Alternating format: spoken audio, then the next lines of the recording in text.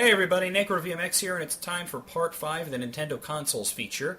A look at the Nintendo consoles. If you remember the first part, we took a look at the NES. In part 2, we took a look at the Game Boy. In part 3, we took a look at the Super NES. And in part 4, we took a look at the Nintendo 64, while also talking briefly about the Virtual Boy. Well, in part 5, we're going to take a look at and talk about the Game Boy Color. I want to thank my friend Brandon Kaplan, aka Wraith Knight 2 on YouTube, for lending me his Game Boy Color. I never had one. I wanted one for a while, and I just never got around to getting one, and then I got into actually the emulation, which was shockingly good for a system that had just come out, basically because it's the same basic hardware as the Game Boy. And then the Game Boy Advance was announced, so I said, fuck it, I'll just wait for that, because that plays Game Boy Color games and Game Boy games, so why get a GBC when I can get a GBA? And that's what I wound up doing. Well, the Game Boy Color shouldn't be forgotten. Its lifespan was much shorter than the Game Boy and the Game Boy Advance, but it was a decent system, and it did have some interesting designs to it, and a lot of interesting games. Now, one thing that I wanted to mention is, let's take a look at the original Game Boy real quick. This is the Game Boy, or as like people like to call it, the Gray Brick or Brick Boy. Notice the size of it. Now I'm going to place the Game Boy Color next to it, and you will see the huge size difference. Look at that. As a matter of fact, you could place it on top of it, and you can see that the screen's the same size, it's just the actual body of it is a lot smaller. Now, I mentioned it in my Game Boy video that they kept re-releasing the Game Boy, the original black and white Game Boy, under different names. They had the Play It Loud series, which was basically the same design, just with different colors for the shell. So you could have a Game Boy brick that wasn't a gray brick. You could have a blue brick or a red brick or whatever the fuck. I think they had all kinds of bricks. Then they had the Game Boy Pocket, which was the smaller version of the Game Boy. And, the whole thing was stick it in your pocket. And they were trying to make the Game Boy all hip and cool and sleek and sexy instead of, this giant brick. Then they came out with the Game Boy Light, which was unfortunately only released in Japan. The Game Boy Light gave us a backlight for that screen so you can play it in low light conditions. Well, the Game Boy, I forgot to mention that the Game Boy Pocket also changed the screen from green to being like a real black and white display. So at least there's that. Well, the Game Boy Color is about the same size as the Game Boy Pocket and the Game Boy Light are, only it doesn't have a backlight. The Game Boy Light had one, but that was only released in limited quantities in Japan. This just doesn't have a backlight. It's something that was weird. I mean, Nintendo was like, they talked about durability reasons, they talked about pricing reasons, but really there should have been some sort of lighting solution, especially now that the graphics were in color. You really need excellent light to really appreciate the graphics in a lot of Game Boy Color and Game Boy Advance games. It wasn't until the Game Boy Advance SP that the whole light thing became standard, and the prices didn't go up all that much. Most people found that for Game Boy Color or Game Boy Advance or even, original Game Boy, that their bathroom actually gives the optimal lighting situations, which I guess if you have a porta potty that on wheels with a motor makes sense because it's supposed to be portable. Well, anyway, let's take a look at the actual system. As you can see, this is a green, dark green kind of weird color, Game Boy Color. And as you can see, it's fucking tiny compared to the original Game Boy, and it says right there, Game Boy Color. And the color is in goofy, colorful lettering. It still has the same power indicator, except it's got those 3 closed parentheses like it's Sun O or some shit. And it says the word power there, in case you're stupid and you don't realize that. The controls are pretty much the same. You got the D-pad, which seems smaller to me. I don't know. Let's compare them. Yeah, it's definitely smaller. I don't know. I prefer the original D-pad. Start and select are no longer slanted, and they're much smaller. And they're also way down here, I guess to make room, because if they were here, you'd have to spread it out a bit. And of course, there's the B and A buttons, which haven't changed.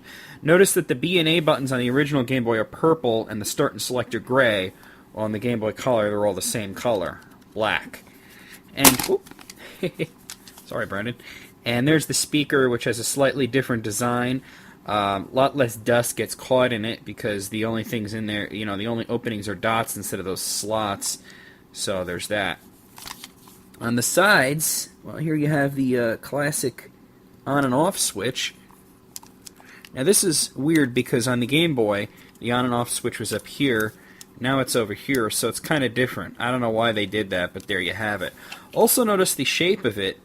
There's a curvature to it, which is kind of weird. So it's not really the Brick Boy at all. Now here's the back of it. There's this. Whoop, it's slippery because of the curvature. There's the slot where the games go in, and there's all the information and whatnot.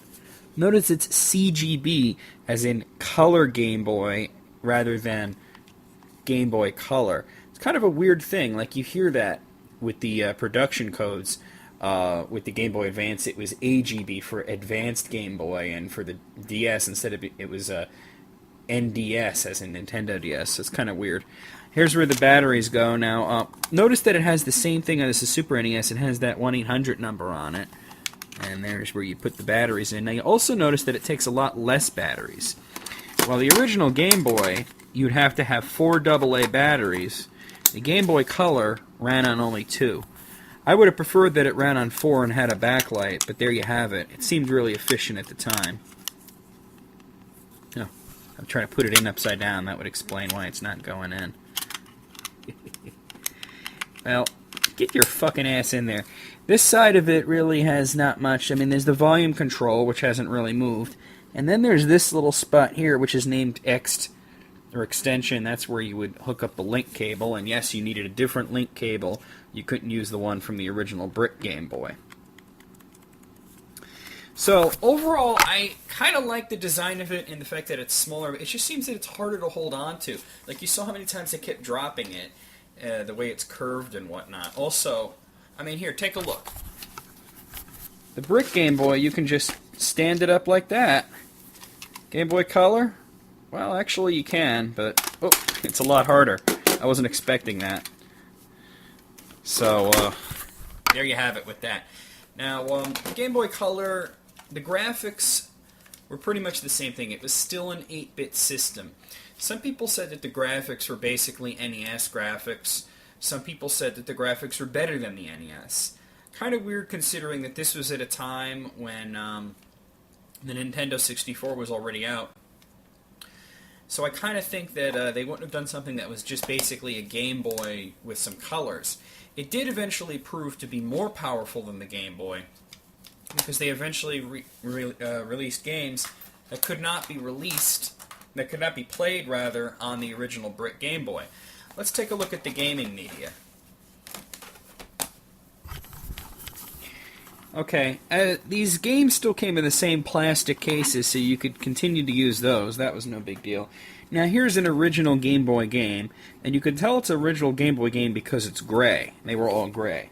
Now, the first wave of Game Boy games came out like this, in black. This is Dragon Quest 1 and 2. Now, the great thing about these is not only could you play them in the Game Boy Color, but if you didn't have a Game Boy Color or whatever, and you still wanted to play the game, you can actually play them in the Game Boy. Of course, they wouldn't show up in color, but I digress. At least you can play them in black and white. Eventually, they released games like this in this clear packaging. Now, the packaging is not the only difference, is that if you turn it sideways, you can see that there's a whole lump. It protrudes over here. The reason is, if you try and put a color Game Boy game in there, like that, you can't turn the on switch on. See, it won't go. So, I guess you could probably file it down and then try and play it in the Game Boy. I wonder if it would even run. It might fuck up your Game Boy. But there you have it. That's my video on the Color Game Boy, or Game Boy Color, whichever you prefer to call it. There's not really much to say about it. A lot of series mysteriously skipped the Game Boy Color. Series like Metroid and Castlevania never showed up on it. And there were some games that were going to show up on the Game Boy Color that never did, like the Mega Man series. Well, there was the Mega Man Extreme games. There was 2 of them that came out for the Game Boy Color. But other than that, nothing. So it was kind of weird how the Game Boy Color was getting ignored. I think a lot of developers felt that it was too much like the original Game Boy in terms of its hardware limitations, and they wanted something new.